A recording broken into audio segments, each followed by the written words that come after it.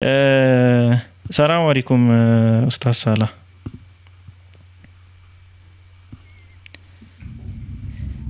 وعليكم السلام ورحمة الله. ሊቢያኖ ሌሎቻችሁ ሁላችሁንም እንዴት ናችሁ? ከየት አልሐምዱሊላህ ቤተ እምነት ነህ? ከየት ቤተ እምነት ነው? ወሬ አታብዛው።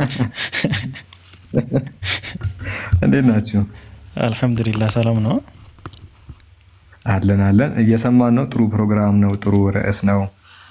ደስ ይላል። እንደዚህ ሰላማዊ በሆነ መልኩ ያው ዲቤቶች ውይይቶች ማለት ሲካሄዱ አሪፍ ነው። ዲቤት አይባልም ግን ዲስከሽን በሚለው እንወስደዋለን እና ጥሩ ነው። ማሻአላ አሪፍ ፕሮግራም ነው። ፒኬ ይቀጥልበት። እየሰማው ነው። ማውራት ካለብኝ አወራለሁ። ጸጉሬ የፈረስ ጭራ ቢሆን ከፍ አድርጌ ምናምን አመሰግን ነበር። እሺ ምንም አይደለም። ብቻ ጀዛከላ ኸይር ሳላ። ባይ ዘ ዌይ ፕሮግራም ትልቁ ከክርስቲያኖችም በላይ ሙስሊሞችን ነው የሚጠቅመው። ክርስቲያኖች እዛ ብዙ ነገር ሲሉ ምናምን የሆነ ትልቅ ምክንያት ያላቸው እንዳይመስላችሁ ለእስልምና ለመተው ምንም ነገር የለም። እንግዲህ እስካሁን ስንተኛ ቀናችን ነው? አይ ቲንክ 3ኛ ቀናችን። ይገባሉ፣ ምክንያት ይሰጣሉ፣ ግን ምንም እንጃ ምክንያት ብዬ እንኳን ለመቁጠር በጣም ይከብደኛል ማለት ነው። ተዋህዶ ሰላም ነው። ይህን ስም ግን አውቀዋለሁ ከነ ፕሮፋይል አለሁልህ። እንዴት ነህ? ተነፈስክ? በጣም ደከመ? አዎ ብዙ አስጠብቀኛል አይደል? ይቅርታ ይጠይቀዋል። እነ ኪንጋማን ዘመዶች እነሱ ናቸው ጊዜ የሚገሉ። እኔ ከተሙ ንጹህ ነኝ። ስኩሪስ ይመለም ምንም ነገር የለም። እሺ አይ ቲንክ ህጉን ሰምተሃል? ተዋህዶ አረ ይሄን ያለማ ተቀምጬ ስለ ህግማ እናወራም። እውነት ነው ጌታ ሰው። እሺ አቡኪ ትቀጥላለህ? ቀጥል ፒኬ። አረ እኔ እንትን ስላለኝ ነው። እሺ ሌላ ሰው ይቀጥል። ኢብኑ ቃፍ፣ ረመዳን፣ ሳላህ፣ ኡስታዝ ሙስተቂም እንትኑ ስለምታውቁት ሀሳቡንም አካሄዱንም አንዳችሁ ቀጥሉ። ካልሆነ አቡኪ ያው እንግዲህ ኢብኑ ቃፍ አብርቷል። ሳላህ እንት ኢብኑ ቃፍ አንተ ቀጥል። የሆነ ነገር እየጻፍኩ ነው። ኦኬ መርሐባ። ተዋህዶ ሰላም ነው? ይሰማል ድምጼ? ይሰማል ወንድሜ። እንዴት ነህ? አለን አልሐምዱሊላህ። እንግዲህ የያዝነው መርሃ ግብር ለምን አልሰለማችሁም ለምን አልሰለምክም ነውና እስልምናን ላለመቀበል ወይም ሙስሊም ላለመሆን ካሉ ብዙ ምክንያቶች መካከል አንዱ ምክንያትህ ምንድነው? ለምን ሙስሊም አልሆንክም?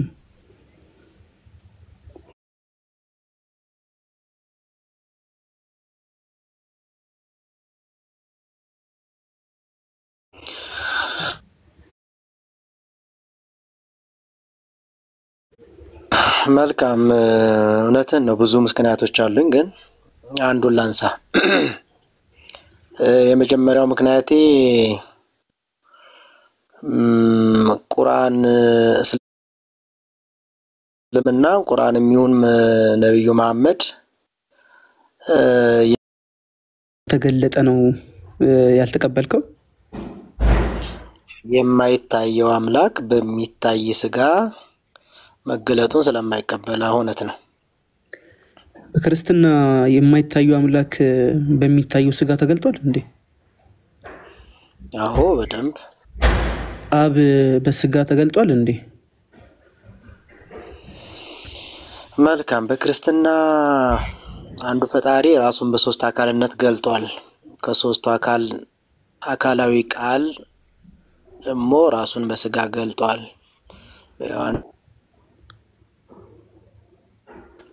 ኖ ጥያቄ እናልመስከለ ጥያቄ ምንድነው? አንድ የማይታየው አምላክ ኦሪት ዘዳግም ላይ ያለው እስራኤል ሆይ ስማ አምላካችን ያህዌ አንድ ያህዌ ነው የተባለው ያ አብ በስጋ ራሱ ተገልጧል?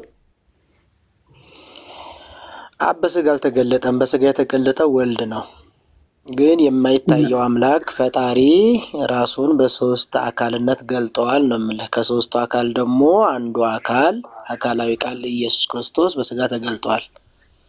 ስለዚህ እኛ ክርስቲያኖች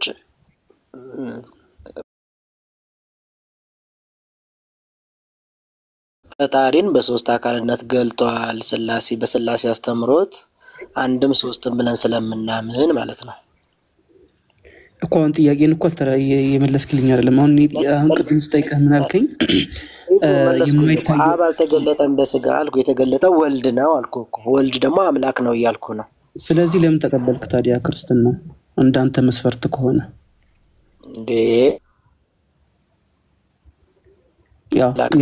የማይታየው አምላክ አይደለ? በስጋ አልተገለጠም አልከኝ። አብ አልተገለጠም አልከኝ አይደለ? በስጋ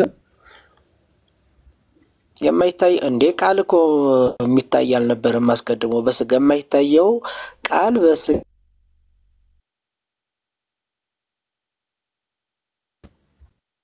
ተገለጠ ማለት ነው። የማይታየው አንዱ ፈጣሪ ራሱን በሶስት አካልነት ገልጧል። ከተገለጠው ሶስቱ አካል ደግሞ አንዱ አካላዊ ቃል ኢየሱስ ክርስቶስ በስጋ ተገልጧል ነው እያልኩ ያለሁት። ስለዚህ ነው እስልምና የማትቀበለው ስላልተገለጠ። እሺ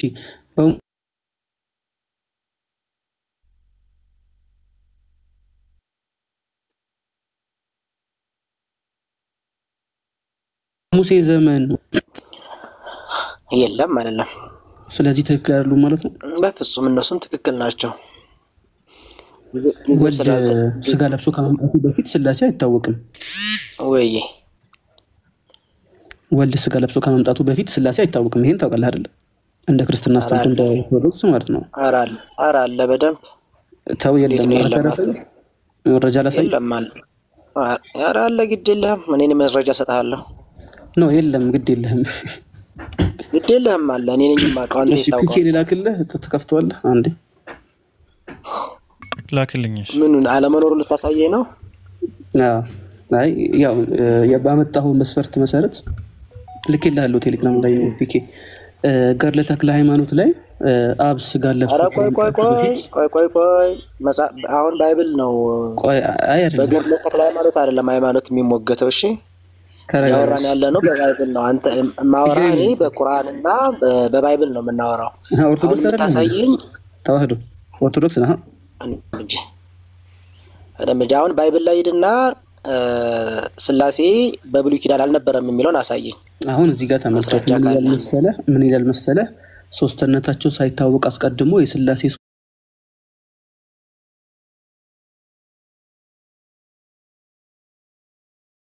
ሶስትነታቸው አንድነታቸው ወልድ ሰው እስከሆነ ድረስ አይታወቅም ነበር ይላልና ስለዚህ የማይታየው አምላክ በሚታየው አምላክ ስጋ ለብሶ ከመምጣቱ በፊት አይታወቅም ነበር ከዛ በፊት።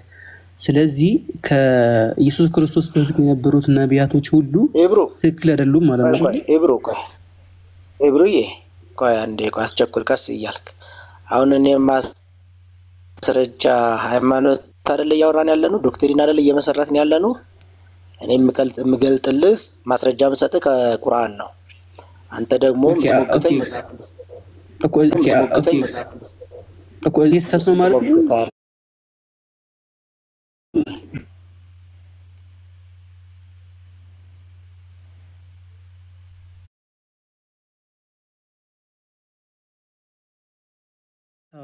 ላሳየህ ብዬ ነው እንጂ አቋራጭ መንገድ ምናምን ላለመጠቀም ነው እንጂ አሉ እነሱ ነው ይችላል። ቀጥታማ ቢሆን ባይብል ላይ ነበር የምታበጣው። ገድለ ተክለ ሃይማኖት ላይ ምን አሁን ገድለ ተክለ ሃይማኖትን እኮ ለመተርጎም ገና ብዙ ነገር ይቀራል። እናንተን አያግባባንም ከምንጫወታ። ስለዚህ አትቀበልም እና ባይብል ላይ ሄደ ማስረጃ ማለት ነው። ስለዚህ ተክለ ሃይማኖት ተሳስተዋል በለኝና እንቀጥል፣ ችግር የለውም። ኢብሮ የአቅም ማነስ እያየሁብህ ነው። እሺ ለማንኛውም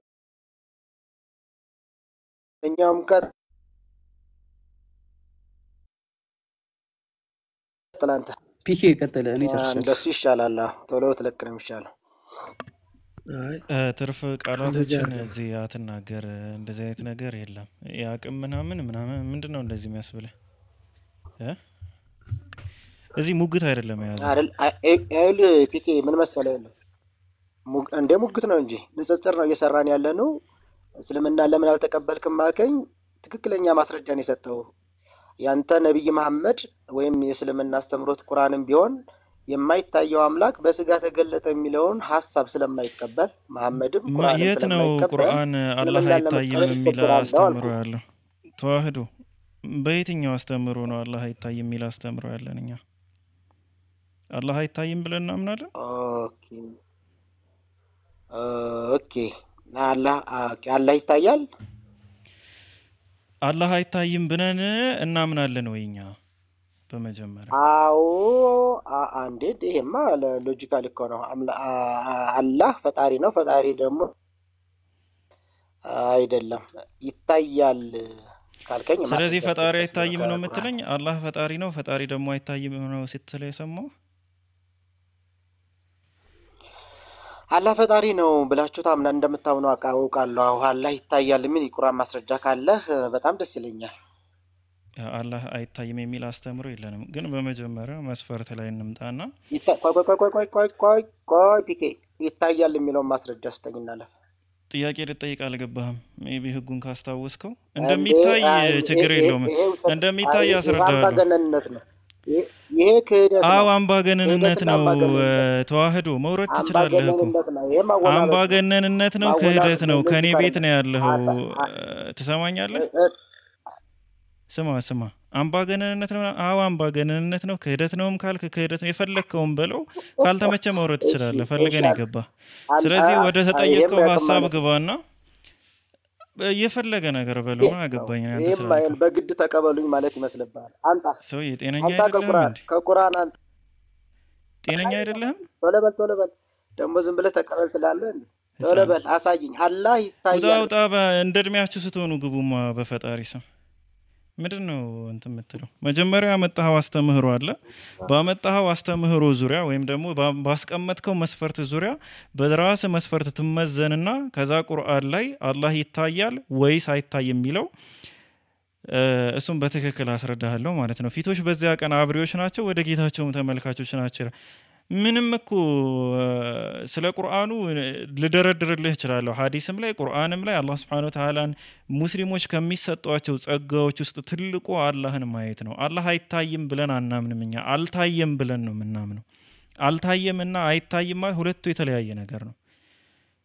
የፈለግከውን ያክል ማስረጃ ማቅረብ ይቻላል፣ ግን ያ አይደለም ፖይንቱ። አንተ የማይታይ አምላክ ስላለ እስልምና ውስጥ የማይታይ አምላክ ስላለ በዛ መስፈርት መሰረት እስልምና ትክክል አይደለም ካልክ መጀመሪያ ይህንን መስፈርት የአንተ ሃይማኖት ሊያለፈው ይገባል። የራስ መስፈርት ስለሆነ ማለት ነው። ከዛ በኋላ እንመለሳለን። መስፈርቱን እስልምና ያሟላል ወይስ አያሟላም ወደሚለው እንመለሳለን። አሁን ለመጨረሻ ጊዜ ነው ማስገባህ፣ ምትገባ ከሆነ ማለት ነው። አሁን የምትወራጭ ከሆነ የሚያወራጩህ ቤት ላይ ሄደህ መወራጨት ትችላለህ። እዚህ የሆነ እንትን አሳነሳችኋለሁ በምነግራችሁ ነገር እንደዛ ብለህ የምታስብ ከሆነ ተሳስተሃል። እንትን መቀበል የምትችሉ ሰዎች ተቀበሉ። አንዴ ብቻ እርሱ ብቻ የማይሞት ነው። ቆይ አንዴ እርሱ ብቻ ባይዘዌ ጥያቄው ራሱ ግራም ያጋባ አይነት ጥያቄ ነው ጠያየቁና መልሰን ይህንኑ መስፈርት ከክርስቶስ በፊት ያሉ ህዝቦች ሲጠቀሙ ነው ድንብርብሩ የወጣው ነው። ተዋህዶ እኔስ የፈለኩት ግራ እንዲገባ አይደል? አንተ ገባ አይደል? ፒክ ያቀጥላው። ቆይ አላህን አሳየኝ። አንተ የመንደር ወሬ አታውራ። ምን ሆነህ ነው አንተ ሰውዬ? ትልቅ ሰው እኮ ነህ። ዝም ብለህ ምንም ሳታውቅ ዝም ብለህ ተቀበል ትለኛለህ እንዴ? ታዲያ አሳየኝ። አላህ ወጣ ይርገጡ አባባ። ማን ነው አንተን ተቀበል ያለ? መጀመሪያ ማን ነው ተቀበል ያለ? ገና እስኪ በቃ ማን ነው እዚህ ቤት እስልምናን ለመቀበል ከሆነ እየመጣችሁ ያላችሁት ወይም ተቀበሉ ብለን እያስገድድናችሁ ከመሰላችሁ ተሳስታችኋል። ማንም ተቀበል ያለ የለም።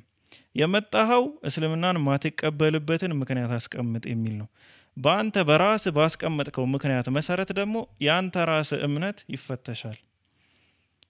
ለምን ለራስ ሲሆን ለራሷ እንትን ትላለች የሚባለው ነገር እንዳይሆን ማለት ነው። እዚህ ጋር ምን ይላል? እርሱ ብቻ የማይሞት ነው፣ ማንም ሊቀርበው በማይችል ብርሃን ይኖራል። አንድ ሰው እንኳ አላየውም፣ ሊያይም አይቻለውም። ለእርሱ ክብርና የዘላለም ኃይል ይሁን አሜን ይላል። መጀመሪያ ይህንን ያስቀመጥከውን መስፈርት አንደኛ ወደ ጢሞቴዎስ ሰዎች ምዕራፍ 6 ቁጥር 16 ላይ ማለፍ መቻል አለበት። ይሄ ማን ነው? በአንተ እምነት ወይም በአንተ መስፈርት መሰረት ይሄ አምላክ አይደለም ማለት ነው። ስለዚህ አንተ የምታመልከው አምላክ አንዴ የሚታይ ሌላኛው ደግሞ የማይታይ ከሆነ እኛው ሙስሊሞች ሁለት አምላክ አናመልክም። ይሄ እውነት ነው። ስለዚህ በመጀመሪያ ደረጃ አንተ ይህንን መስፈርትህን ማለፍ መቻል አለብህ ነው። ይህን መስፈርትህን ማለፍ መቻል አለብህ። ከዛ በኋላ ወደኛ ትመጣለህ። አንድ የሌሎች ሙስሊሞች መቼም በአረብኛው ስቀራው ሰምታችኋል። እንደኔ የአረብኛ ግድፈት ከሌለባችሁ ማለት ነው ታውቁታላችሁ ብዬ አስባለሁ። ለማንኛውም ማስረጃውን ላስቀምጥና የቁርአኑን ከዛ እንደተመቻቸው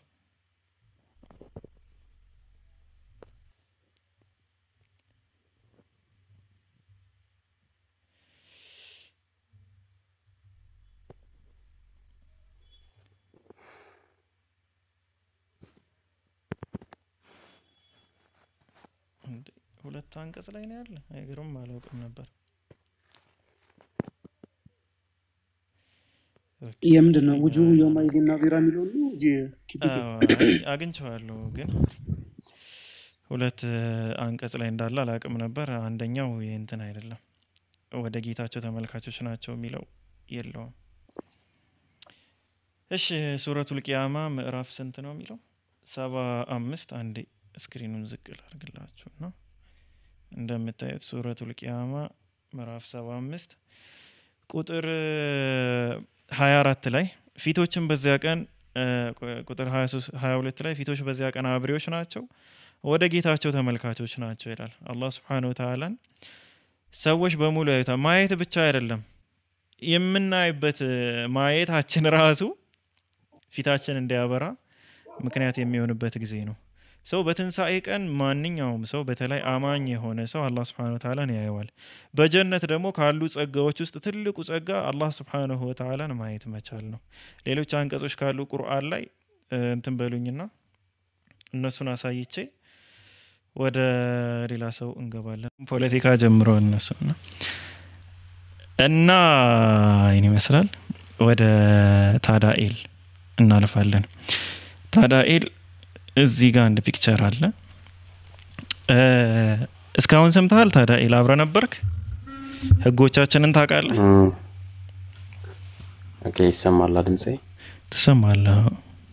መልካም ሰምቻችሁ ነበር። ተዋረም ጋር ከዛ በፊትም ሰምተሃል? ያጋግራችሁ ነበር። ስለዚህ ህጉን ታውቀዋለህ ማለት ነው። ያነሳው ለምን ክርስቲያን ነው የሚለው አሁን የቀየርከው ለምን አልሰለምሽ? አይ ይሄ ሌላ ሰው ይሄን ፒክቸር ልኮልኝ ነው እንጂ ርዕሱን አንቀይረውም። ተመሳሳይ ነው። ታችና ላይ የሆነው ብቻ ነው የተለያየ። በዛ ለማንከበት ጀስት ሁለቱም ያው ነው። አዎ ግን ለምን ክርስቲያን እንሁን ሳይሆን ይሄን እናርመዋለን። ለምን ክርስቲያን ሆንክ የሚል ስለሆነ ከሱ አንጀምርም። እንጀምረው ልክ እንደ እስካሁን እንደመጣ ነው።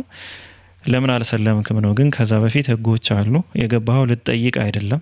ይሄን ነገር ደጋግሜ የምናገረው ሁሉም እስካሁን የገቡት በሙሉ ህጉን ስለሚጥሱ ነው። የገባችሁት ለመጠየቅ አይደለም። የምትገቡት ያልሰለማችሁበትን ምክንያት ለማስቀመጥ ነው። ምክንያት መናገር ማለት በጣም ቀላል ነገር ነው። እኛም አይደለም እየጠየቅናችሁ ያለ ነው። እኛ የምናደርገው ብቸኛው ነገር ምክንያታችሁ ትክክል ከሆነ ኦኬ ኮንፊርም እናደርጋለን ወይም ደግሞ የኔም ምክንያት ነው እንላለን። በዛ ምክንያት ተመዝኖ እስልምና የምር የሚወድቅ ከሆነ እሱንም እናያለን። ሌላው ደግሞ የእናንተ ምክንያት ለኛ ብቻ ነው የሚሰራው ወይስ ለእናንተም ጭምር ነው? ማለት የምር የራሳችሁ ምክንያት ነው የምታቀርቡት ወይስ የስሚ የምታመጡት ነገር ነው? በዛ ምክንያትስ ምን መዝናችኋል የሚለውን ነገር ብቻ ነው የምናወራው። እና ታዳኤል በድጋሚ ለመናገር ያክል ልጠይቅ አይደለም የገባህ የተቀመጠውን ጥያቄ ብቻ ትመልሳለህ ወይም ምክንያትን ታስቀምጣለህ። በምክንያትህ ዙሪያ እኛ እናወራበታለን። እሺ ለምን አልሰማክም? አንድ ምክንያት ብቻ ነው እሺ የምታቀርበው ካሉ ነፍ ምክንያቶች ውስጥ አንዱን ነጥለህ ለወሬ እንዲመች። እዚህ ጋር እኮ ሰው አንድ ሰው ህይወት እንዲያገኝ ከሆነ ትወርዳለህ። ህይወት እንዲያገኝ ከሆነ ትወርዳለህ እንዴ? ድካም እንደሱ ከሆነ አንድ ሰው ህይወት እንዲድን ከሆነ ያንተ ነው እንደዛ ነው መስራት ያለብህ። ካልሆነ አንተ እንዴት መስራት እንዳለብኝ አትነግረኝም? እንደዛ መስራት ከፈለክ ቤትህን ከፍተህ እንደዛ ስራ። ለምንድን ነው ግን ማይገባችሁ? ይሁን መልካምሽ እንዳልክ ቀጥላለሁ። ስለዚህ አሁን እያልኩ ያለው 10 ምክንያት እንድደረድርልኝ አልፈልግም። አንዱን ምክንያት ስንጨርስ ወደ ሌላ ምክንያት ትገባለህ። እሺ መልካም እሺ እኮ ግን ትግስታችሁ እስከምን ነው? አሁን እኮ ተወርደኛለሁ እንደምን ትግስት መጀመሪያ ትግስት ሌላ ማልቀበለውን ነገር ሌላ ነገር ልንገርህ። ትንቢት እዚህ ቤት አይፈቀድም። እኛ የሐሳዊ ነቢያቶች ማብራሪያ አይደለም። አረ ወንድሜ ሰው ይታዘባል በጌታ ስም። ለምን ሰውን ትሸውዳላችሁ? ትግስት መጀመሪያ አንድ ትንቢት አንቀበልም። አሰሙም እንዴ ታስወርደኛ ትንቢት አንቀበልም። በጣም ሰው እየታዘባችሁ ነው። እውነቴን ነው። ሰው ምንድነው ችግር አለ? እኔ እቀጥላለሁ። ትግስቴ እስካንተ በር ድረስ ነው። በቃ እስካንተ በር ድረስ ነው ትግስቴ። በቃ ስለዚህ አንድ አምናለሁ። ትንቢት አትናገር አይፈቀድም። አሁንም ትወርዳለህ። ትንቢት የምትናገር እየተናገርኩ አይደለም። ትንቢት ሳይሆን ትዕግስት ነው ያልኩ። ትዕግስትህ እስከምን ነው?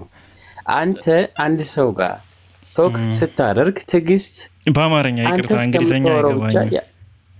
ምን ስታደርግ አልከኝ? ቶርክ ነው ያልከው? እንደ ነብይ ማይም ከሆንክ እንግዲህ ምን አደርጋለሁ? አየህ፣ ለዚህ ነው የምትወርደው።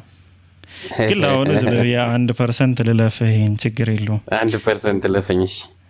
አዎ ድጋሚ እንዳደግመው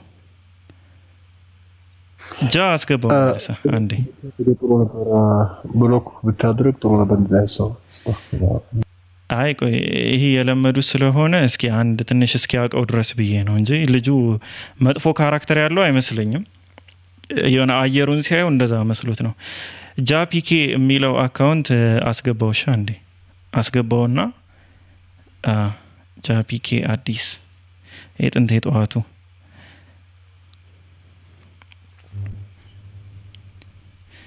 እሺ። ታዲያ አሁን ምንም ያስቸግር ነገር አልነገርኩም። እኔ ነገርኩ ቀላል ነገር ነው። ምንድነው እሱ? ምክንያት 10 ምክንያት አስቀመጥክ ማለት 10ሩ ሙሉ ስናወራ አናድርም። አንዱን ምክንያት ስንጨርስ ወደ ሌላ ምክንያት እንገባለን። ስለዚህ ለምን አልሰለምክም? ነጥለህ አንዱን ምክንያትህን ብቻ አቅርብ። ልክ እንዳሁኑ ትግስት ከሌለህና ወደ ስድብ የምትዞር ከሆነ ያው ብሎክ እንኳን ባይሆን ትወርዳለህ፣ ሚውት ትደረጋለህ። እሺ እሺ አንዱ ምክንያት ለምን አልሰለምኩም መሰለህ? እኔ ቁርአን የመሐመድ ድርሰት ስለሆነ ነው።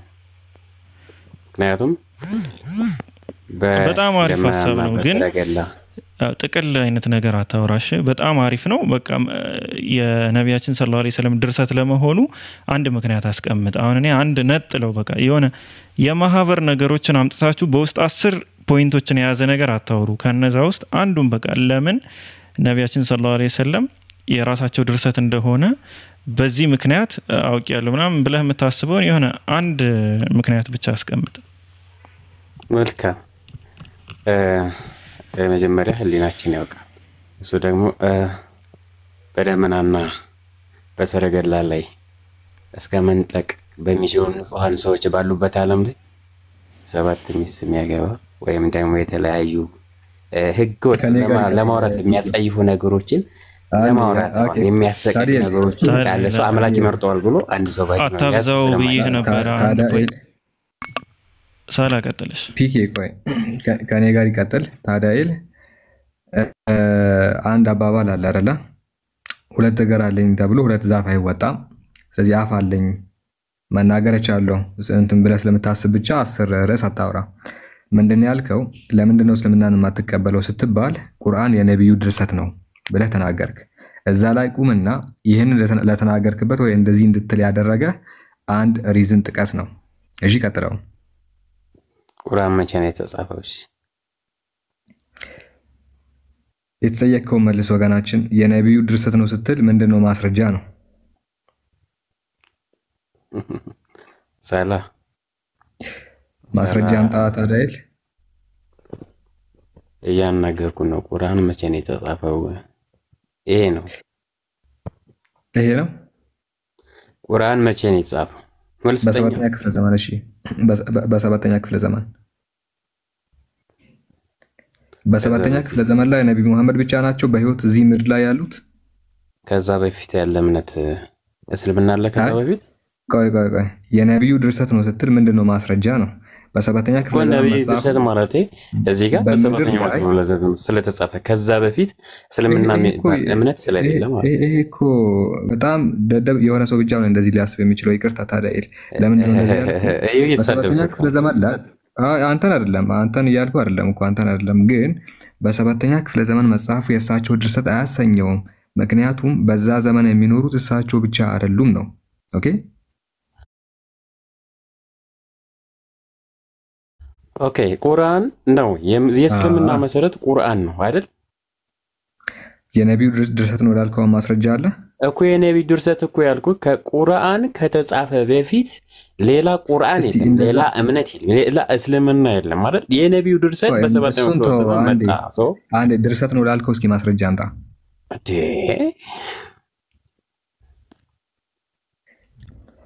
እንዴ አይደለም ማለት ነው። ማስረጃ መልስልኛ።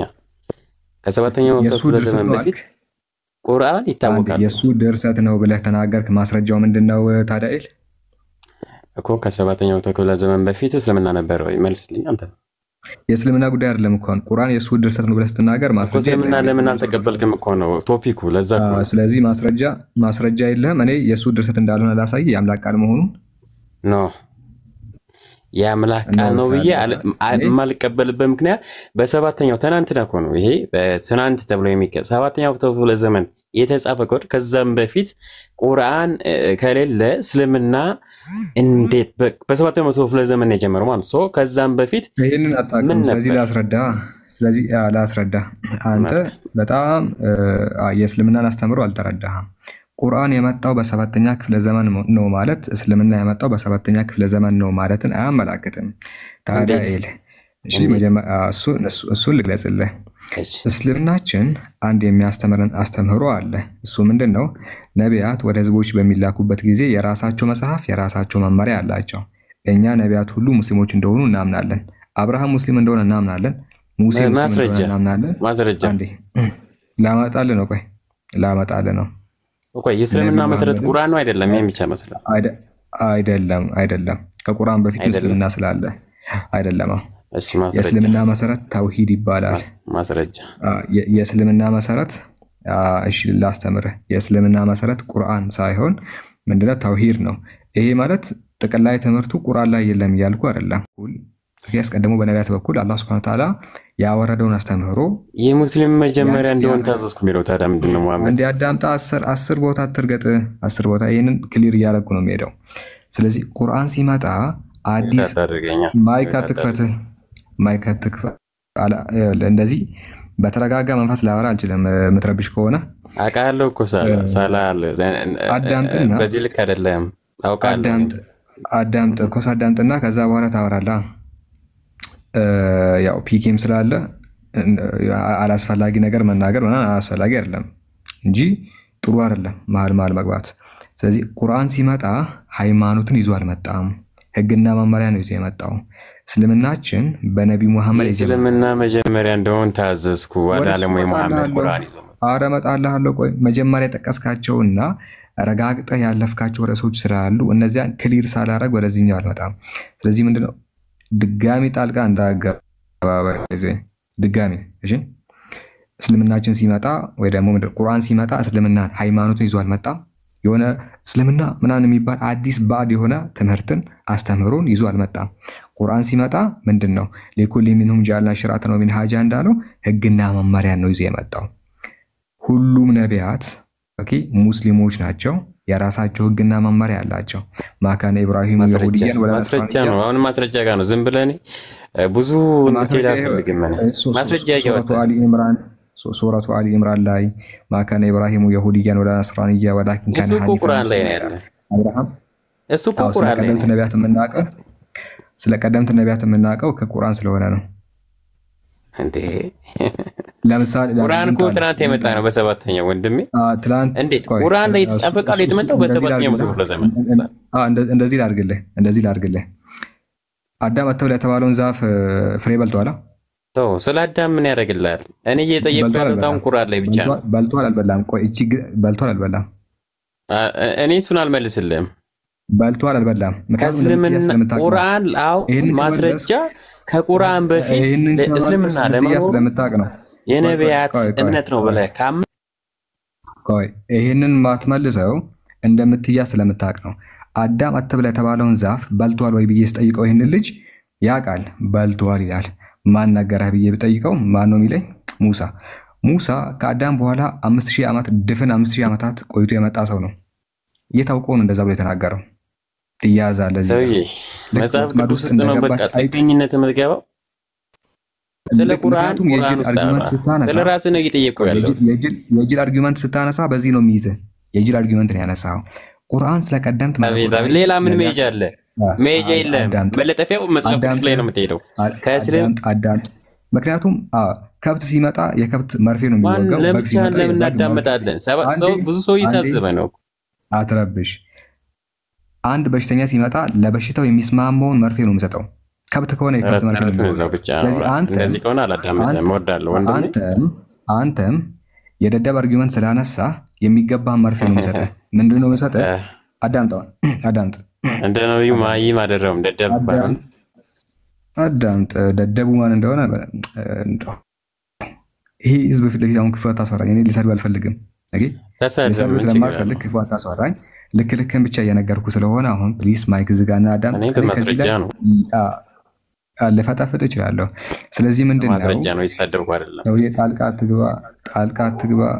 ተው መርፌ ትወጋለህ አንተ ልጅ። ማስረጃ ስጠኝ። ይሄ ወንድሜ መጽሐፍ ቅዱስ ውስጥ ለመጣ ከእስልምና በፊት ምን መሰለህ ከ7ኛው መቶ ዘመን በፊት እስልምና ለመኖሩ የመጽሐፍ ቅዱስ ነው እንደ መሰረት የሚሆነው አይደለም እያልኩ ነው። ማስረጃ ስጠኝ ነው ያልኩ። እኔ ማስረጃ አውጣልኝ። በቃ 800 ሰው ያው ይገለጽ። ማስረጃ ስጠኝ። ከቁርአን ሰጥቻለሁ ሰጠው። ከቁርአን እኮ በ7ኛው ክፍለ ዘመን የመጣ መጽሐፍ ነው። ከዛ በፊት ያለ መጽሐፍ። ምክንያቱም አንተ ሪሊጂየስ ፐርሰን ራስህ ነግረህ ቁርአን የመጣው በ7ኛው ክፍለ ዘመን ነው ብለህ ተናግረህ ራስህ ከዛም በፊት ደግሞ እስልምና አለ ብለህ ከተናገርክ ትናንት የመጣ መጽሐፍ አይደለም ምስክር የሚሆነው ማለት ነው። አንዴ ቆይ፣ እምነት እንዳለው ሰው ስናወራ በ7ኛ ክፍለ ዘመን መምጣቱ ተአማኝነቱን ያጎልዋል ያለህ ማን ነው? እንዴት አንድ ኖርማል ላይ ያለው ሰው ይሄ እኮ አሁን እዚህ ውስጥ ያለው ሰው አገናዝቦ የሚያውቀው ዘመን መምጣቱ ታዳኢል ሃይማኖት ያለው ሰው ኦኬ፣ እንደዛ ነው የምናወራው። በ7ኛ ክፍለ ዘመን መምጣቱ ማስረጃ አይሆንም ብሎ ይሄን መስፈርት ያወጣል ማለት ነው። አንተ ሳላ ለመኖር ተባባሉ አይዘይ በደንብ ነው የሚንተባተበው። እዚህ ጋር አዳምጡት። ሲንተባተብ ስሙታውን በ7ኛ ክፍለ ዘመን መምጣቱ እምነት እንዳለው ሰው ሳላ የሚታወቀው ከእናቱ ማህፀን ከወጣ ወዲህ ነው። በምድር ላይ የሚታወቀው ወንድሜ አዎ፣ ሳላ ከእናቱ ማህፀን ከወጣ ወዲህ ነው ሳላ ተብሎ የሚታወቀው እንጂ ከዛ በፊት ሳላ የሚባል ሰው በዚህ ምድር ላይ የሚያውቅ የለም። ሰው ቁርአንን አንተ ብቻ ለምን በ7ኛ ክፍለ ዘመን መምጣቱ ማስረጃ አይሆንም ብሎ ይሄንን መስፈርት ያወጣል ማለት ነው።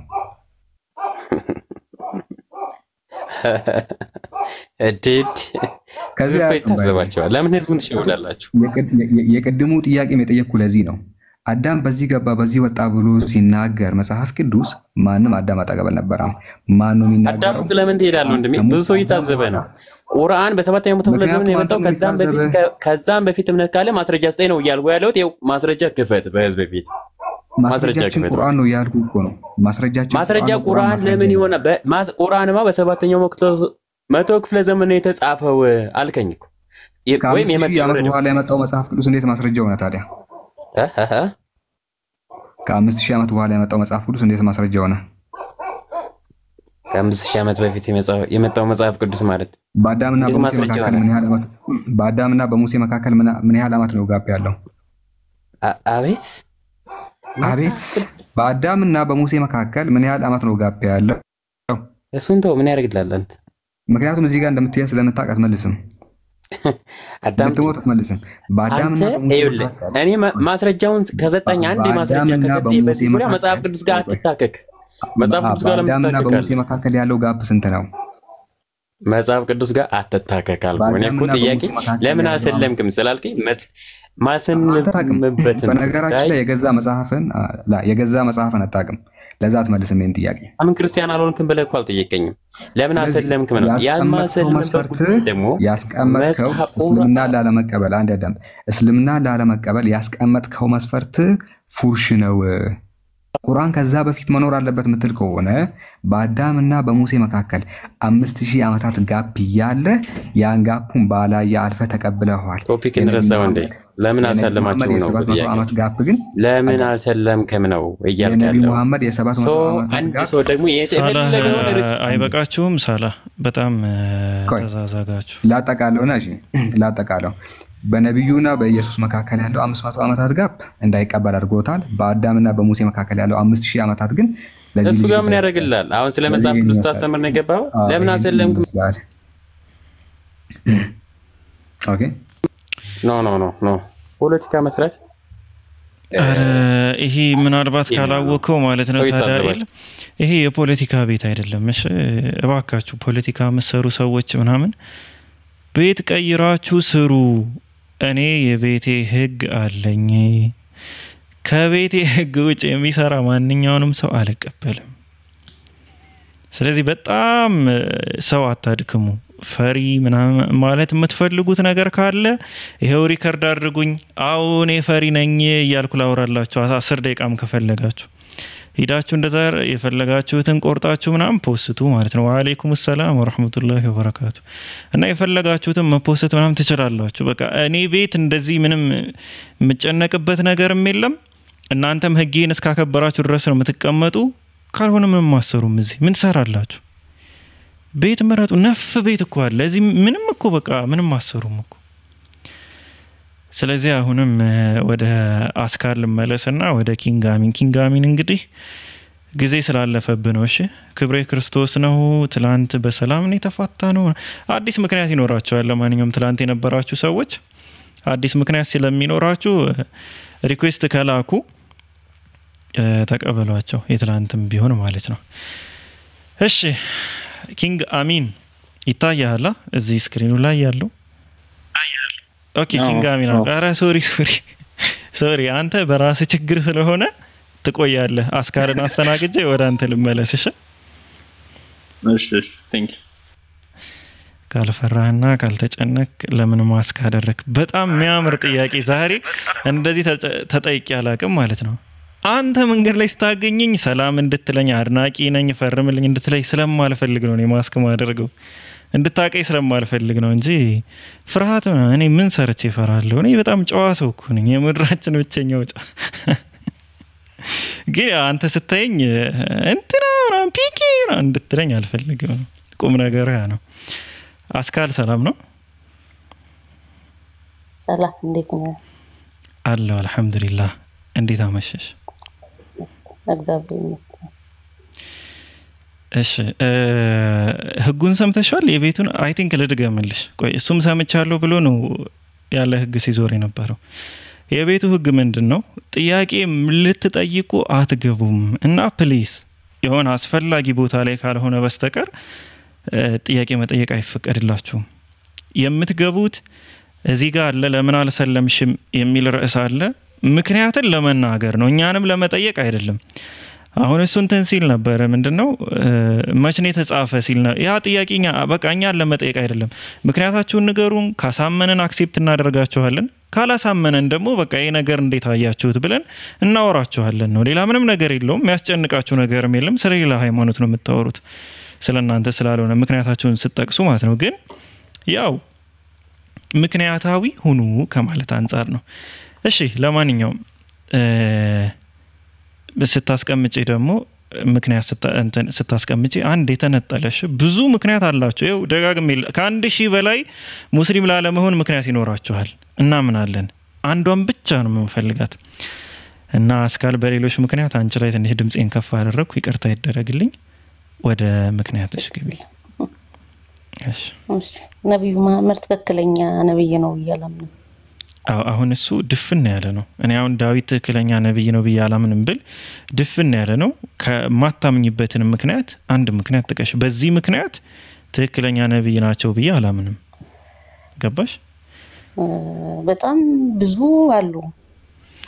አምናለሁ እሱ ያው አሁን ጊዜው እንትን አይደለ? እናውቀዋለን እስልምናውን በደንብ እየተማርን ስለሆነ ጌታ ይባርካችሁ ወንድሞቻችን። በወንድ እሺ ጥሩ ብቻ ይሁን። አሁን አንዱን ምክንያት አስቀምጪ። እሺ አንዱ ምክንያት ያው በአይሻ ምን ሆነች? ሴቶች ላይ የሚያደርጉት ነገር አንድ ምክንያት እባክሽን አስካል።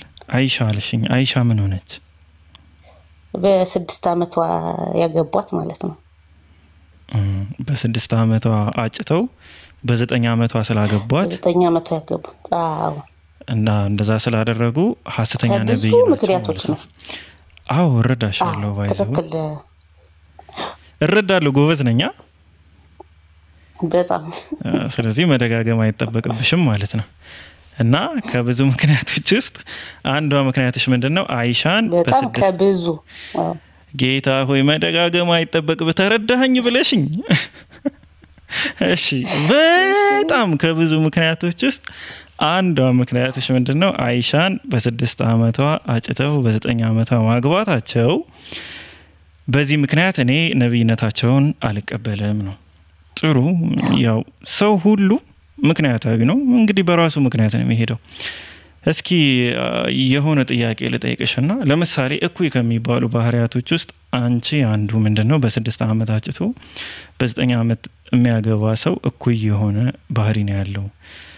የሚደፍርን ሰውስ እንዴት ነው የምታስቢው? የሰው ሚስት የሆነ አካል ከደፈረ ያ የሰው ሚስት የደፈረው አካልስ ለነብይነት ብቁ ነው ብለሽ ታስቢያለሽ?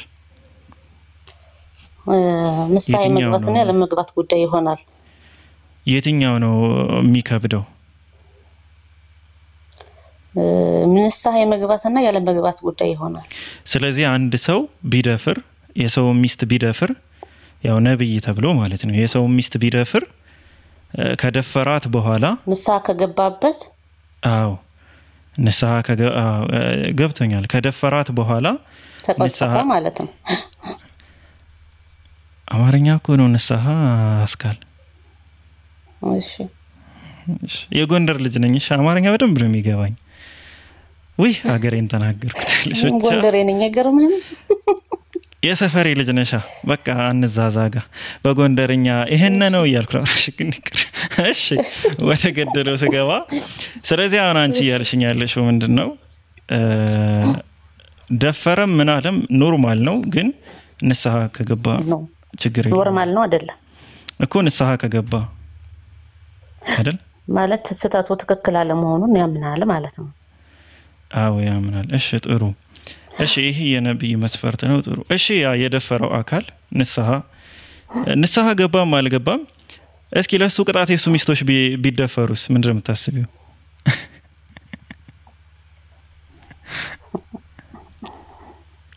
እንዴት አይነት ቅጣት ነው ይሄ? አሁን አንድ ሰው ተነሳ፣ አበበ የሚባል ሰው ነብይ ነኝ እያለ ምናምን ነበር። ከዛ የሰው ሚስት አይቶ ደፈረ ምናምን። ከዛ ለዛ ቅጣት የአበበ ሚስቶች በሙሉ እንዲደፈሩ ተደረገ። ይሄንስ እንዴት ትረጃዋለሽ? አሁን ይሄን እያነሳ ያለው ወደ መጽሐፍ ቅዱስ ለመሄድ እንደሆነ ገብቶኛል። ወደ አንቺ መስፈርት የትኛው ይብሳል የሚለውን ለማየት ነው። አዎ ነው፣ ግን ያው መጽሐፍ ቅዱስ ላይ እንደማትጠጋ እርግጠኛ ነኝ። ቁርአንን ብቻ እንደምታነሳ ማለት ነው። እኔ የትም ቦታ ልዘል እችላለሁ። አይሁዶች ጋር ልሄድ እችላለሁ፣ ሂንዱይዝም ጋር የፈለኩት ቦታ ልዘል እችላለሁ። እኔ ማን የገደበኝ? የገደበህ ያው መጽሐፍ ቅዱስን ያው በምልአት ማወቅና መረዳት ይጠበቅብሃል። መጽሐፍ ቅዱስን ለመተቸትና እንደዚህ ነው ብለህ ለማወቅ እኔ አልተችም። እኔ ምንም ነገር አልተችም። ለምንድን ነው ግን ማተረዱኝ? እኔ ልተች አይደለም። እኔ መስፈርታችሁን ብቻ ነው ለእናንተ የምሰጣችሁ። ምንም ምተቸው ነገር የለም። እሺ እሱን እንትወውና እሺ አንዲት ሴት ከደረሰች ለትዳር ለአቅመ ሔዋን ከደረሰች በየትኛውም እድሜ ይሁን ብታገባ ችግር አለው ወይስ የለውም? ለአቅመ ሔዋን ከደረሰች ለአቅመ ሔዋን ደረሰች ማለት እኮ ከ18 ዓመት በላይ ወይ ከ15 ዓመት በላይ ነው። የት ነው ያመጣሽው እሱን? ለአቅመ ሔዋን ማለት ያው ሴት ልጅ ምንድነው ያው ተፈጥሮዊ ማየት ስትጀምር ማለት ነው። አቅመ ሔዋን ደረሰች እኮ 15 18 ያልሽውን ነገር የት ነው? እስኪ ንገሪኝ። እስኪ አንቺ በምታምኚው ወይም ደግሞ በሃይማኖትሽ አንዲት ሴት ለአቅመ ሔዋን የምትደርሰው በስንት ዓመቷ ነው? እድሜ ከተጠቀሰ ምናልባት መስፈርትሽ ያው አንድ ነገር መቼም ስትወቅሺ አንቺ ሃይማኖት ላይ የሆነ እንትን ኑሮ ነው ማለት ገደብ ኑሮ ነው የሆነ ነገር ሲቀመጥ አው ያን መሰረት አድርገሽ ሌላኛውን እንትን ታያለሽ ትናገራለሽና ለአቅመ ሔዋን መድረስ በዚህ እድሜ ነው የሚለው ከየት ነው ያገኘሽው እሱን መረጃ መጽሐፍ ቅዱሳዊ 15 ዓመት አው መጽሐፍ ቅዱሳዊ ነው ያው መጽሐፍ ቅዱሳዊም ሊሆን ይችላል ማስረጃ ካመጣሽ ብዬ ነው ሔዋን ስትፈጠር 15 ዓመቷ ነበር አላሉም አንድ ቀኗን ነበር ስትፈጠር አረ ስንት አይነት ጤነኛ ሰው እሺ ለማን ስትገኝ ከአዳም ጎን ስትገኝ ስንት ዓመቷ ነበር ከአዳም ጎን ስትገኛለሽ 15 ዓመቷ ከዛ በፊት የት ነው ኖረች ተገኘች ነው የሚለው እኮ መጽሐፍ እኮ የት ኖረ ነው ይሄን እኮ ነው የምልህ ኑራ ሳይሆን ከጎኑ ነው የተገኘችው እኮ የት ነው ኖረችው ከዛ በፊት ነው ነገር የለም ታውቃለህ ከዛ አይ ባናነሳው ኮሜንት ይሻል ነው አሁን ማይሆን ቅርቃር ውስጥ ሊያስገባሽ ነው የት ነው የተገኘችው እሺ የት ነበረች ባለ ኮሜንቱ ግን ጥሩ ስራ አልሰራህም እኮ የት ነበረች አሁን 15 ዓመት ሙሉ የት ነው ኖረች አስካል እንትና የት ነበረች ሳይሆን ተገኘች ይኸውልህ እኮ የት 15 ዓመት አሁን አንቺ ስንት ዓመትሽ ነው አስካል ማለቴ እውነተኛውን አትንገሪኝ ተይው ማንንም አይፈልገውም እናንተም መናገር ስለማትፈልጉ ዝም ብሎ የሆነ እድሜ ጥሪልኝ ስንት ዓመትሽ ነው እሺ 30 ለምንድን ነው 30 ዓመቴ ነው ያልሽኝ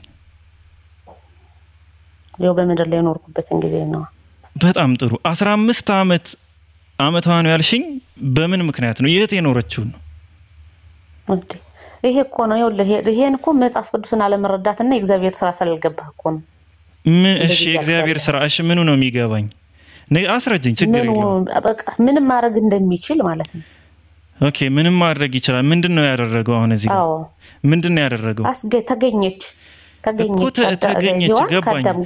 ገባኝ ስለዚህ ሔዋንን በአንድ ቀኗ የ15 ዓመት ሴት ማድረግ ቻለ ማለት ነው እንዴ ተጠራጠራለህ እንዴ እግዚአብሔር ኧረ አልጠራጠርም አንቺ በአይሻ ሰዓት ለምን እንደተጠራጠርሽ ነው ያልገባኝ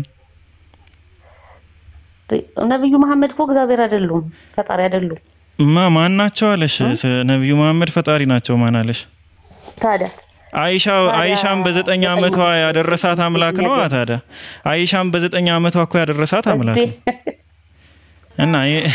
እና ማን ያደረሳት ኦኬ የአይሻ ሲሆን አምላክ አይችልም የሔዋን ሲሆን ግን ሔዋንን በአንድ ቀኗ የ15 ዓመት ወጣት አድርጓታል በአንድ ቀኗ ሔዋንን ባይዘው የኔ መጽሐፍ ቅዱስ ላይ ነው ያላየሁትም ምናልባት የአዲስ የብሉይ ኪዳን ጭማሪ ላይ ወይም የአዲስ ኪዳን ጭማሪ 80 ያዱ ላይ ካለ አላቅም ይሄን ሳነብን አላስታውስም ግን ሔዋንን በአንድ ቀኗ አስቡት ሰዎች በአንድ አራዳም ግን ምን አይነት ግፈኛ ነው የአንድ ቀን ሴት እኮ ነው ያገባ የአንድ ቀን ሴት ግን ያው 15 ዓመት አድርጎ ነው የሰጠው አዎ አይ 15 ዓመት ግን አድርጎ ሰጠው ይሄን መረዳት አለብን ምኑን ያው ምናልባት እናንተ ስለማትረዱት ሊሆን ይችላል ምኑን እኮ የሱን ስራ አልሽኝ አይሻን ማን የፈጠራት እስኪ እንመልሽልኝ እግዚአብሔር አምላክ ታዲያ ለምንድነው እሷ ላይ ሲሆን የሌላ ሰው ስራ የሚመስልሽ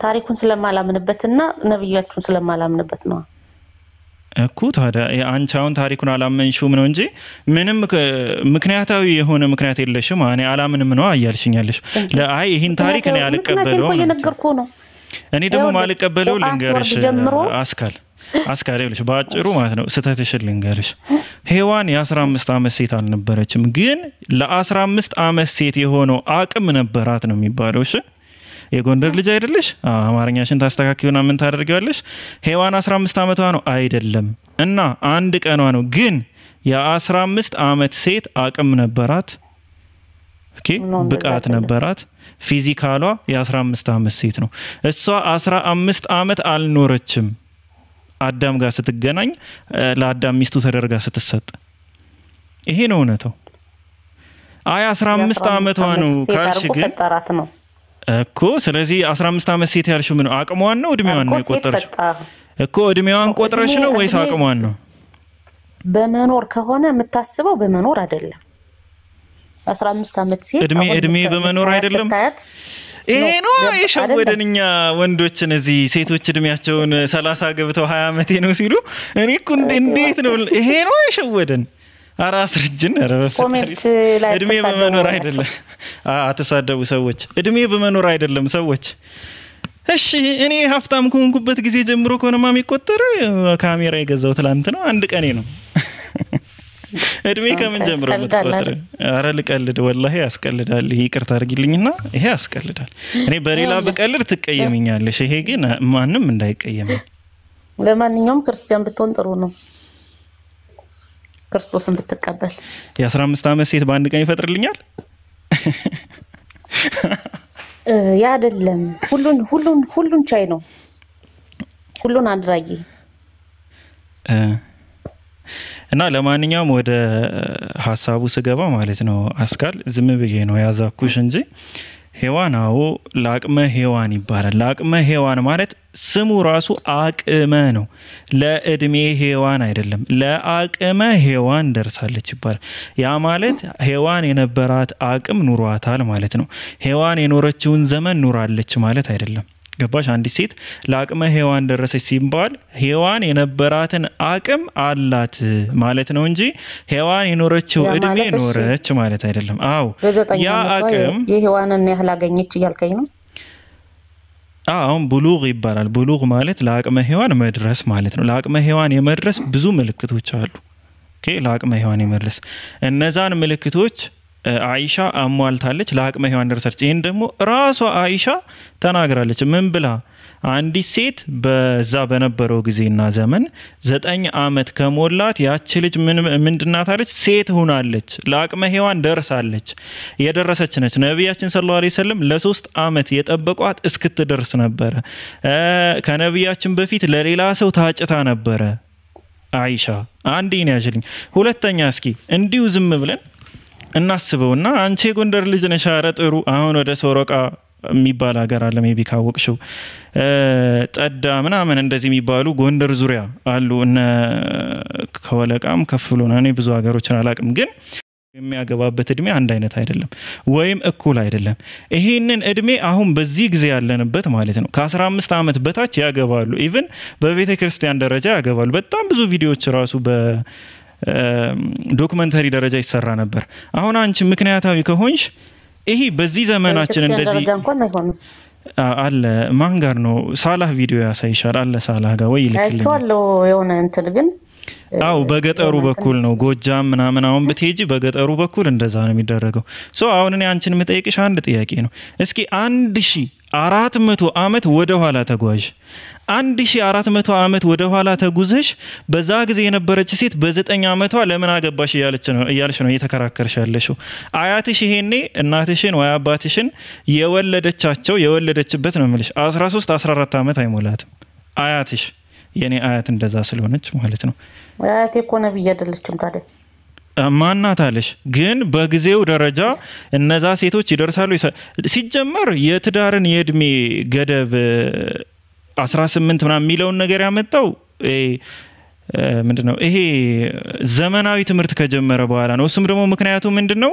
ትምህርቷን ትጨርስ ትምህርቷ ላይ ተስተጓጎላለች ወደ ትዳር ከገባች ትምህርቷ ላይ ትኩረት ማድረግ አትችልም ወዘተ የሚሉ ናቸው ከዛ በኋላ ነው የሴት ልጅ እድሜ ከ18 ዓመት በላይ ማግባት አለባት የሚባለው ለምን ለትምህርት ሁኔታ ምናምን ሴቶች እንዲማሩ ምናምን ተፈልጎ ማለት ነው ከዛ ውጪ ግን ዩሮፕን ብትሄጂ ለምሳሌ እንግሊዝ ብትሄጂ ከ200 ዓመት በፊት የንግስቶቻቸው ራሱ የጋብቻ ጊዜ ምናምን ብታይ 12 ዓመታቸው 11 ዓመታቸው 10 ዓመታቸው ነው ከስንት ጊዜ በፊት ከ200 ዓመት በፊት ከ1400 ዓመት በፊት ያለች ሴትና አሁን ያለች ሴት አንድ አይነት አይደሉም ለዚህ ደግሞ አይሁዶች ትልቅ ምስክር ናቸው የአብርሃም ልጅ የይስሐቅ ሚስት ርብቃ ትባላለች ያገባት በ3 ዓመቷ ነው ለምንድነው በ3 ዓመት ያገባት ተብለው አይሁዶች እንኳን በአስተምሮታቸው ሲያስተምሩ ምንድነው የሚሉት በዛ ጊዜ የነበረች 3 ዓመት አሁን ላይ እንዳለች 20 ዓመት ነው አቅማቸው ጉልበታቸው እንዳሁኑ አይደለም ለዛ ነው አቅመ ሔዋን እንጂ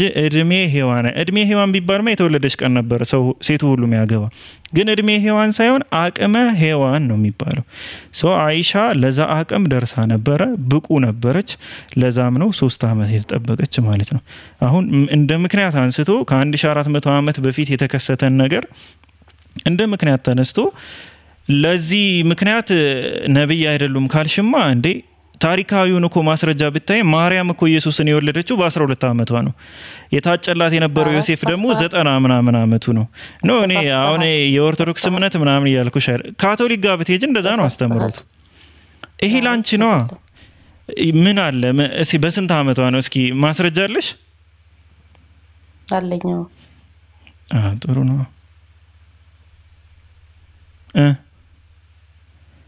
ወደ እኔ ናት አለኝ በ12 አመት አይደለም አለኝ አሁን እጄ ላይ እንደምጨቀርብልህ ችግር የለም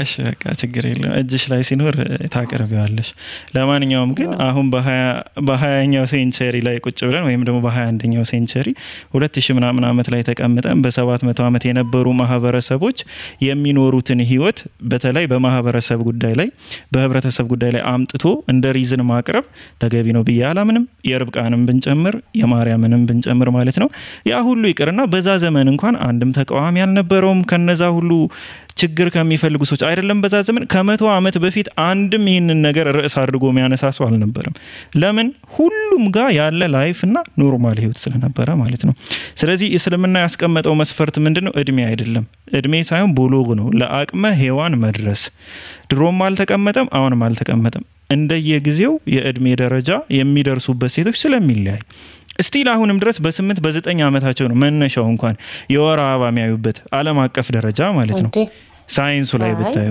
የት ኖ እንደዛ አይደለም መክፈት እኮ አንቺ አሁን በህሊናሽ ስታስቢው አያሳምንም ነው እንጂ ባዮሎጂካሊ ወይም ደግሞ በህክምና ሳይንሱ ብታዩ ግን እንደዛ አይደለም ቆይ አንዴ ላተልክ 9-10 አመት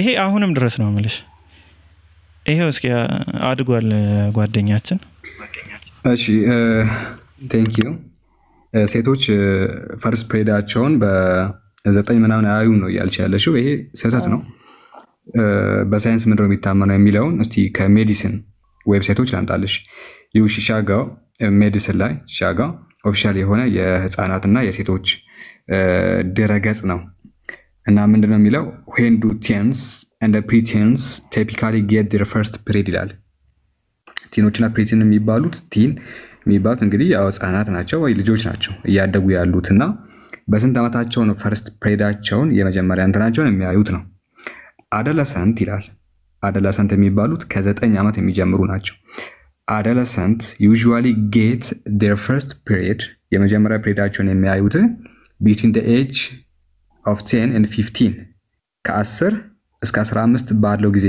ክልል ውስጥ ነው ይላል but it can occur earlier or later ከዚህም ቀደም ብሎ ሊመጣ ይችላል ከዚህም ዘግይቶ ሊመጣ ይችላል ከዚህም ቀደም ብሎ early ወደዛ ሊመጣ ይችላል ከ8 9 10 ከ15ም ደግሞ ከፍ ሊል ይችላል ይላል ስለዚህ ቋሚ የሆነ እድሜ የለውም ለዛ ነው በ8 አመትም ሊታይ የሚችለው ተብሎ የሚገለጸው እና ሳይንሱ ይሄንን ነው የሚለው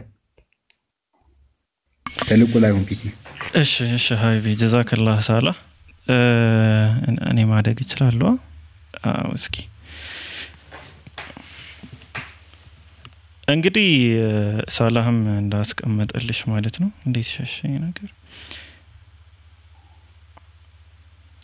ሳይንሱ የሚለው እንደዚህ ነው በነገራችን ላይ ግን ሳይንሱ ምናምን እንኳን ብንተው አሁን ገጠር ያለውን ነገር ሁኔታ ያያየን አንድ ሰው እንዴት ነው ከ1400 አመት በፊት ወደ ኋላ ተጉዞ በየትኛው የአእምሮ ደረጃ ነው በዛ ሰዓት ያሉ ሴቶች አንደኛ አያዩም ለማለት ማስረጃ ያስፈልጋል ለአቅመ ሔዋን አልደረሱም ለማለት መሐመድ ገጠር ላይ ነው ወይ ነበር አረ ከገጠርም በላይ ነው እንዴ መካ ማለት እኮ ህንጻው ሁሉ የማይታወቅባት ምንም ነገር የማይታወቅባት ሀገር ቅኝ ግዛት እንኳን እንዳይገዟት በድህነትና በበረሃነት ምክንያት ምንም አናገኝባትም ብለው የናቋት ሀገር ነበረች አረቢያ ምድር አጠቃላይ የዘላኖች መኖሪያ ዘላን ማለት ቤዱዊን አረብስ የሚባሉት ወይም ደግሞ ከቦታ ቦታ እየተንቀሳቀሱ የሚኖሩ በብዛት አረቢያን ፔኒንሱላ የሚባለው የዛ ሀገር መኖሪያ ነው። አሁን ላይ ሳዑዲ አረቢያ የሚባለው የነሱ አባት ተብለው የሚጠሩ ናቸው። የነማን የዘላን ነዋሪዎች አባት ማለት ነው።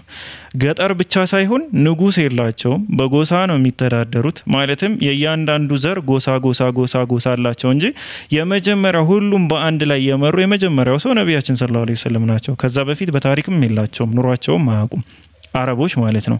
በተለይ መካ አካባቢ ደግሞ ከድህነት ወለል በታች በዩ ያሁኗ ኢትዮጵያ ብዬ መቼም ያደገች ነው ምንም አይደለም። ብቻ እንደዛ ብለሽ አስቢ። ግን በጣም የዋሰ ነበር ከዚህም ማለት ነው። ግን የሚገርመው ነገር ምንድነው? ይህንን ማህበረሰብ በ23 ዓመት ብቻ ነው የዓለም ቁንጮ የሆነው ሀገር እንዲሆን ያደረጉት። ማን? ነቢያችን ሰለላሁ ዐለይሂ ወሰለም። ታላላቅ አሁን አሜሪካና ራሽያ የሚባሉ ሀገሮችን በዛ ጊዜ ፋርስና ሮም ነበሩ። እነዛን የዓለም ታላላቅ ሀገሮችን በቁጥጥር ስር አውለው የነሱ ሁሉ የበላይ የሆኑት በ50 ዓመት ውስጥ ነው። ነቢያችን ሰለላሁ ዐለይሂ ወሰለም በነብይነት ከተነሱ በ50 ዓመት ውስጥ ማለት ነው። እና ለዚህ ሁሉ ትልቅ ክብር የበቁት እኮ ቁርአን መጥቶ ነው፣ ነብይ መጥቶ ነው ከዛ ሀገር ሙስሊሞች ሆናቸውን እኮ ነው። መሐመድ ነብይ ነው የሚል ማስረጃ የለም። ነብይ ነው የሚል ማስረጃ ነው የፈለግሽው? አዎ ራሳቸው የጻፉት ካልሆነ በስተቀር ከማን የፈለግሽው? ከዛ በፊት ከነበሩ አረ ማለት ራሳቸው ሊመሰክሩ አይችሉም።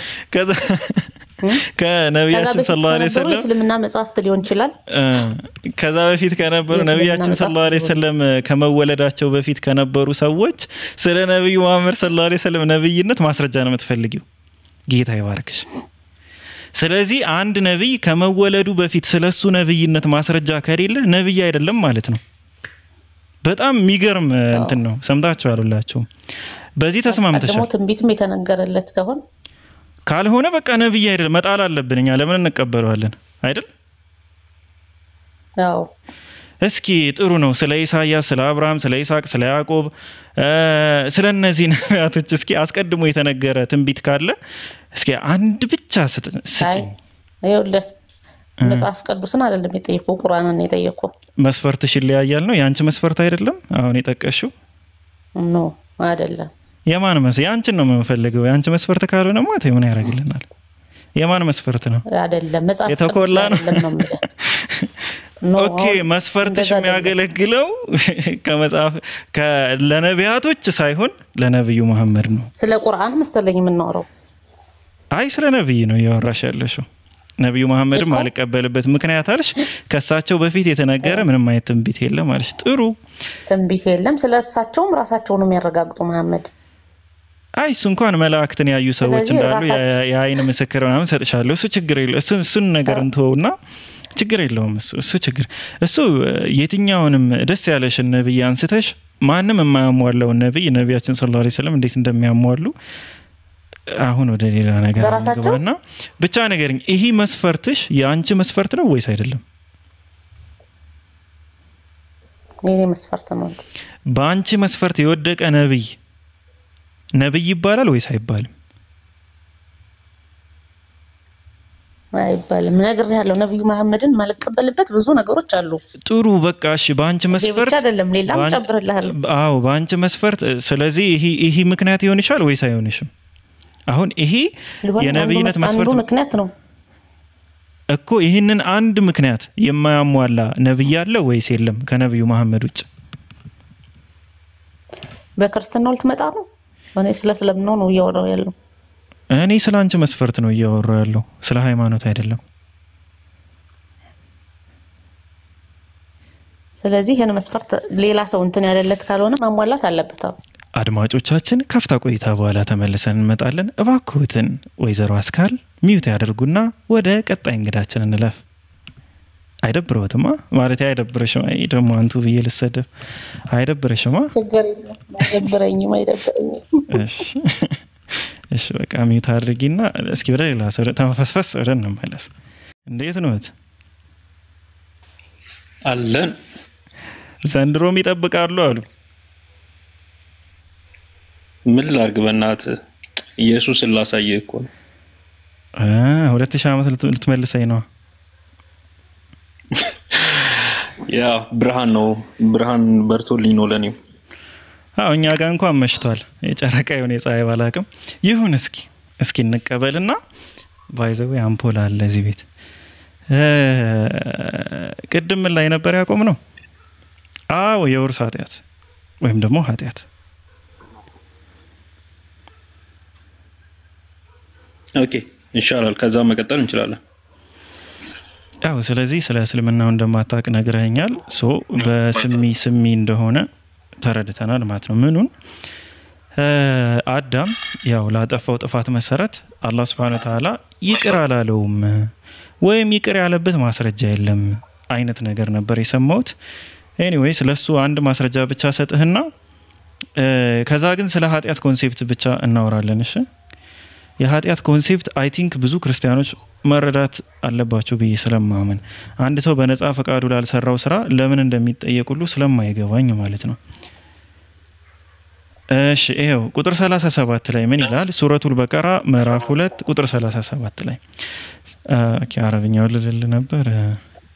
እሺ ቁጥር 37 ላይ አደምም ከጌታው ቃላትን ተቀበለ፣ በእርሱ ላይም ጌታው ጸጸትን በመቀበል ተመለሰለት፣ እነሆ እርሱ ጸጸትን ተቀባይ አዛኝ ነውና ይላል። ይሄ እንግዲህ አደም ካጠፋ በኋላ አላህ Subhanahu Wa Ta'ala የሚገርም ነገር ነው የምነግርህ። ይሄ የክርስትናውን አስተምሮትና ስለሱ አስተምሮት አላነሳም። ምንድነው ያደረገው? አላህ Subhanahu Wa Ta'ala እንዴት መጸጸት እንዳለበት አስተማረው። በመጀመሪያ ለምን አዳም አንድ የመጀመሪያ ፍጥረት ነው። ሁለተኛ ውሸት ሰምቶ አያውቅም። አዳም ለመጀመሪያ ጊዜ ነው የተዋሸ። ውሸት ሰምቶ ማያውቅ የመጀመሪያ ፍጥረት የሆነ ለመጀመሪያ ጊዜ ውሸትን የሰማ ሰው ተታለለ። ለምን? እውነት ስለመሰለው፣ ውሸትን ሰምቶ ስለማያውቅ። ታዲያ አምላካችን አላህ ግን ፍትሃዊ ነበር። እንዴት ነው ፍትሃዊ የሆነው? ይህ ሰው ኤክስፒሪየንስ የለውም፣ ከዚህ በፊት አልኖርም፣ ውሸትን አያውቅም፣ ስለዚህ ተታለለ። ታዲያ ተታሎ ብቻ አልቀርም፣ ውስጡ ላይ ጸጸት ተሰማው። ጸጸት ተሰምቶት ግን እንዴት ይቅርታ መጠየቅ እንዳለበት አያውቅም ነበር። ስለማያውቅ አላህ Subhanahu Wa Ta'ala ምን አደረገ? ቃላትን አስተማረው። ምን አይነት ቃላት? የጸጸትን የማቅረቢያ ቃላት። እንዴት ነው ጸጸትን እንደሚያቀርብ የመጀመሪያ ፍጡር፣ የመጀመሪያ ሰው፣ የመጀመሪያ ተሳሳች፣ የመጀመሪያ ውሸትን ሰሚ ማለት ነው። እንዴት መጸጸት እንዳለበት ቃላትን ሰጠው። ያን ቃላት ተናገረ። አላህም ወዲያው ነው ምህረት ያደረገለት ሳይሞት ምንም ነገር ውስጥ ሳይገባ። ይሄ ብቻ ሳይሆን እንደ እስልምና አስተምህሮ ሁላችንም ነፃ ፈቃድ አለን። እኔ ባላደረኩት ባልተሳተፍኩበት በየትኛውም መንገድ ላይ ተጠያቂ አልሆንም፣ ምንም ነገር ስላልሰራው። አንተ ቅድም ጋር ሳውራ ምን አልኩ? ኃጢአት ማለት አንድ ሰው በነፃ ፈቃዱ የሚያደርገው ፈጣሪ መጻረር ወይም ከፈጣሪ ህግጋት መተላለፍ ነው ብለኸኛል። ያንን ነገር አዳም ነው የሰራ፣ ተላለፈ። የይቅርታ ቃላትን አስተማረው። እንዴት መጸጸት እንዳለበት ተማረ፣ ተጸጸተ፣ ይቅር አለው። የአዳም ኬዝ አዳም ላይ ነው ያበቃ እንደ እስልምና አስተምሮት። ሌሎቻችን ሁላችንም ከተጠየቅን የምንጠየቀው በራሳችን ኃጢአት በራሳችን ጥፋት። ያውም አንድ ነገር ልጨምርልህ እዚህ ላይ በራሳችን ጥፋት ኃጢአት ምናምን ብቻ ሳይሆን አውቀን ኃጢአት መሆኑን አውቀን በሰራነው ስራ ነው የምንጠየቀው። ባለማወቅ በሰራናቸው ኃጢአቶች በሙሉ ተጠያቂ አይደለንም። ለምን? ስላልተማርን፣ ስላላወቅን፣ ትምህርት ስላልተሰጠን። ስለዚህ አደም አለይሂ ሰላም ትእዛዝን ተላለፈ፣ ውሸት ሰማ ምናምን፣ አላህ Subhanahu Wa Ta'ala ይቅር አለው፣ ምህረትን አደረገለት። የአዳምን ኬዝ ክሎዝ እናደርገዋለን ማለት ነው። አሁን እዛው ማን ነው የአዳምን ኬዝ ክሎዝ ከማድረጋችን በፊት ማለት ነው የአላህ ውሳኔ እሺ ቀጥል። የአላህ ውሳኔ ምን ነበረ? አዳም ላደረገው አመጽ የአላህ ውሳኔ ምን ነበረ? ይቅር ብሎታልስ ካልክ ደግሞ ይቅርታ ወደ መልሶታል ወይ? ወደዛ ወደ ወጣበት ጀነት መልሶታል ወይ? እሺ በመጀመሪያ ደረጃ ሰውም ሆነ አጋንንት የተፈጠረው እንደ እስልምና አስተምሮ አላህን ለማገዛት ነው። አደም አለይሂ ሰላም የተፈጠረው የት ሊኖር ነው ከተባለ ከመጀመሪያው ሲፈጠር አንዴ ማስረጃ ላውጣላ። አይ ቲንክ ይሄንን ቁጥር 30 ላይ እንደዚህ ይላል። ቁጥር 30 ላይ ሙሐመድ ሆይ ጌታህ ለመላእክት ምን ቁጥር 30 ምዕራፍ 2 ቁጥር 30 ቅድም ቁጥር 37 ነበር ያሳየው አሁን ቁጥር 30 እየከፈትኩልህ ነው ስክሪኑ ላይ ይታያል እኔ ስላለኝ እዚህ ያለው አው ምዕራፍ 2 ቁጥር 30 ላይ እንደዚህ ይላል ሙሐመድ ሆይ ጌታህ ለመላእክት እኔ በምን ላይ ይላል በምድር ላይ ምትክን አድራጊ ነኝ ባለ ጊዜ የሆነውን አስተውሳለ እነርሱም እኛ ከማመስገን ጋር የምናጠራ ለአንተም የምንቀድስ ስንሆን በእርሷ ውስጥ የሚያጠፋንና ደሞችንም የሚያፈስን ታደርጋለህን አሉ አላህ እኔ የማታውቁትን ነገር አውቃለሁ አላቸው ይላል ሶ አደም አለይሂ ሰላም የተፈጠረው ለየት ቦታ ነበረ ኪንግ አሚን እንደ እስልምና አስተምሮ ነው አው ክርስትናንማ ተው ነው እኮ ወደ ክርስትና አልገባም እገባለሁ በኋላ ችግር የለውም አሁን አልገባም አሁን ችግሩ ምንድነው መሰለ ስለ ችግሩ ሳይሆን ሪፈርማል አደርግልህ ከሆነ አው ስለ ችግሩ ሳይሆን ምናወራው መጀመሪያ አሁን ስለጠየቅኩ ነው ምድር ላይ ምትክን አድራጊ ነኝ የተፈጠረው አደም አለይሂ ሰላም ምድር ላይ ሊኖር ነው ይሄ መጀመሪያው ኮዝ ነው ሁለተኛ ወደ ጀነት የገባው አደም አለይሂ ሰላም ለፈተና ነው ወማ ምንድነው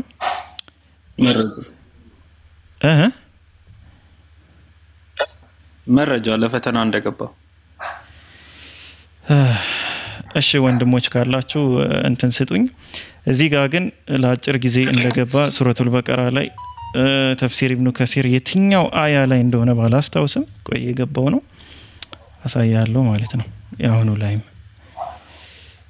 قلنا هبطوا منها جميعا فإما يأتينكم مني هدى የሚለው ነው አያ አይደለም አደም አለይሂ ሰላም ለፈተና መግባቱ ያው በመጀመሪያ ምንድነው خلق الموت والحياة ليبلوكم أيكم أحسن ሚላለ ሞትንና ህይወትን የፈጠረው አላህ Subhanahu Wa Ta'ala የትኛው ስራው መልካም መሆኑን ሊፈትናቸው ነው ብሎ አስቀምጧልና ከመጀመሪያው አደም አለይሂ ሰላም ሞትና ህይወት እንኳን የተፈጠረ የትኛው ስራው ይበልጥ ያማረ መሆኑ ሊሞክረው ነው ማለት ነው ግን እዚህ ጋር አንድ ነገር አይቼ ነበረ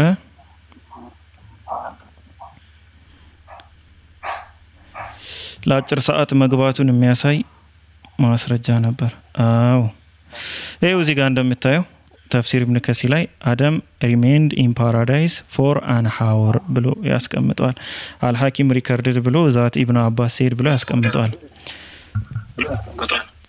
በፈጣሪ ስም ይታያላ ኪንግ አሚን አው ይተኛል ይሄ ጽሁፎቹን እኮ ትላልቅ ማድረግ ትችላለህ እዚህ ጋር እኛ ያየን አይደለም ኦኬ እንዴት ነው እስኪ ንገረኝ እዚሁ እንትን ላይ ነው ማለት እሺ ሴቲንግ የታለ ፎንት አለ እዚህ ወይ ሳይዝ ምን ፎንት ፈልግ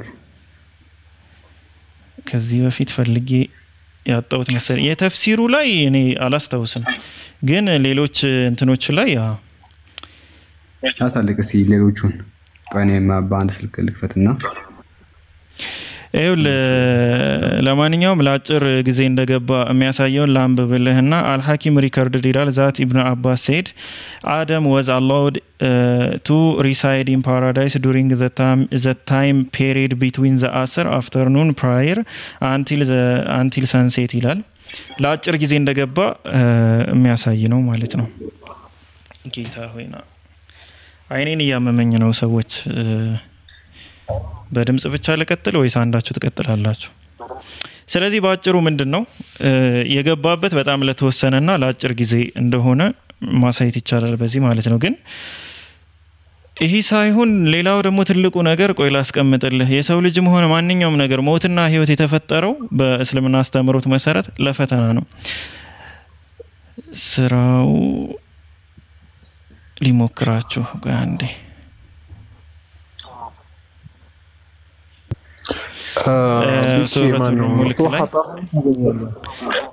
مرحبا حملين تاغنيا 140 ላይ 120 ላይ እሺ እና እዚህ ሱረቱል ሙልክ ላይ ምዕራፍ 67 ቁጥር 2 ላይ ምን ይላል ያ የትኛችሁ ስራው ይበልጥ ያማረ መሆኑን ሊሞክራችሁ ሞትንና ህይወትን የፈጠረ ነው እርሱም አሸናፊው መሐሪው ነው ይላል ሱረቱ ጣሃ ምዕራፍ 20 ነው ሱረቱ ጣሃ ይሄ አሁን ያስቀመጥኩልህ ሱረቱል ሙልክ ነው ቁጥር 2 ላይ ማለት ነው። ስንት ላይ አልከኝ ኡስታዝ? ሱረቱ ጣሃ ስንት? 120 ላይ አያው ራሷ ስለ አደም ነው የምታወራው። አዎ የአደም ታሪክ እንደውም ትንሽ ሰፋ ብሎ እዚህ ጋር አለ። فوسوس إليه الشيطان وقال يا آدم وسوسوا بزاليمون لما فتنون ጀዛከላህ። ሱረቱ ጣሃ ምዕራፍ 20 ቁጥር 120 ላይ ሰይጣንም ወደ እርሱ ጎተጎተ አለ። ምን ብሎ ነው የጎተጎተው ስንል አደም ሆይ በመዘውተሪያ ዛፍ በማይጠፋ ንግስናም ላይ ላመላክትህን አለው። ያ ማለት ምን ማለት ነው? አደም አለይሂ ሰላም መዘውተሪያ ቦታም አይደለም፣ የማይጠፋ ንግስና ላይም አይደለም። አደም የታለለው ብቸኛው ምክንያት ምንድነው? በማይጠፋ ንግስናና በመዘውተሪያ ዛፍ ነው ያታለለው። ይሄን ከበላ ትዘወትራለህ፣ ይሄን ከበላ ደግሞ የማይጠፋ ንግስና ውስጥ ትሆናለህ በሚል ነው ማለት ነው። ከርሷን በሉ ለርሱም ሀፍረተ ገላቸው ተገለጸ ምናምን ይላል። ባጭሩ የእስልምና አስተምህሮት ጋር በተገናኘ አንደኛው ኮንሴፕት ይሄ ነው። የአደም አለይሂ ሰላም ጉዳይ አደም አለይሂ ሰላም ላይ አብቅቷል፣ ወደ ሌላ ቦታ አይሄድም።